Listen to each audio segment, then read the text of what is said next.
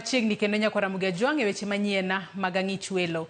Jopuonj mag P1 mapok ondik tich okwedo duol mandiko jopuonj tich TSC ewi tero e tiegruok jopuonj mosendikie e medo rang'iny mar tiegruok margi e bwo chenro misiro kod bengi maduong' mar piny ngima. Jopuonjgo ma kwan gi ohewo 300,000 e pachoka ywak ni sirikal osejwang'ogi kata bed ni moko kuomgi nosedok nyaka e tiegruok mamiyogi ginyalo puonjo nyaka jopuonjre e bwo lai manyasani mar CBE.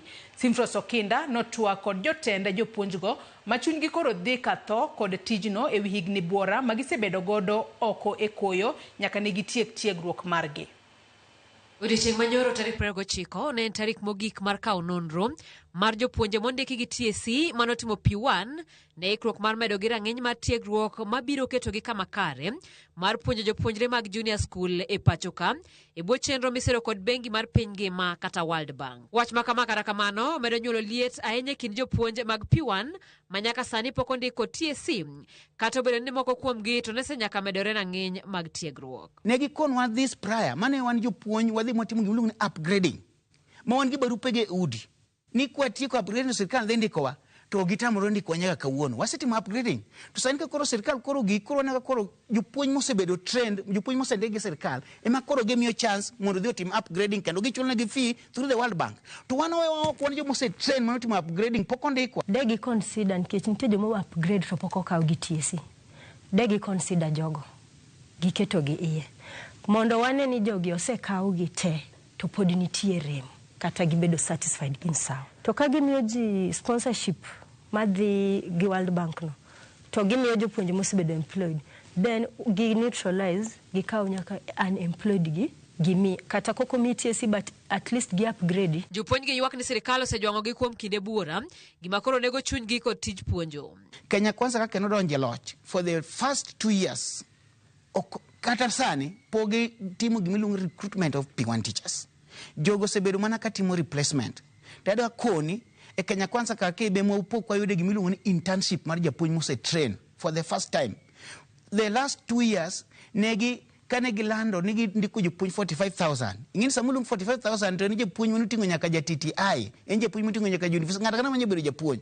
Koro gi confuse jo Kenya ni jopuonj sandike. Ada koni for that first year manondike 45,000, jopuonj manondike mag P1 were only 4,200.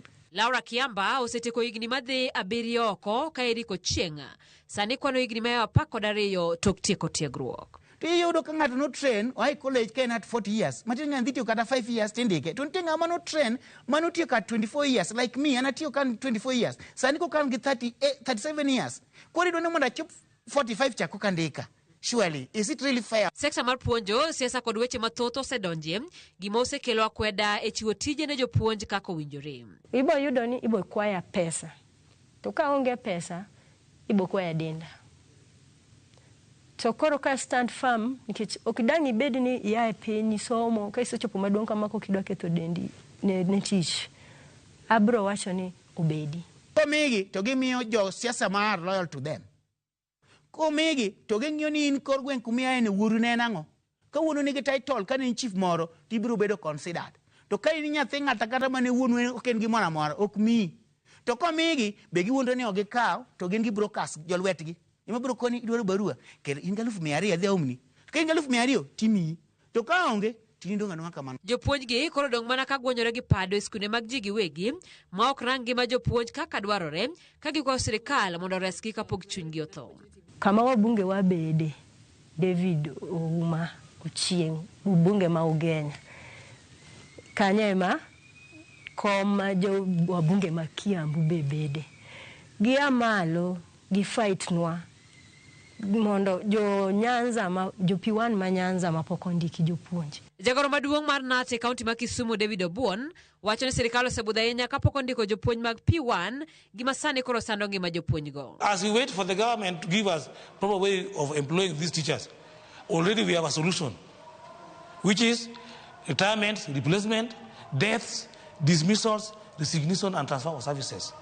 If we do this, at least we shall be having teachers coming in with new ideas. Piny Kenya niko jopuonj mag P1 ma 300,000 manyaka sani pok ondik tich. Simfros Okinda, Ramogi TV. Jaod bura ma Lego Usonga Samuel Atandi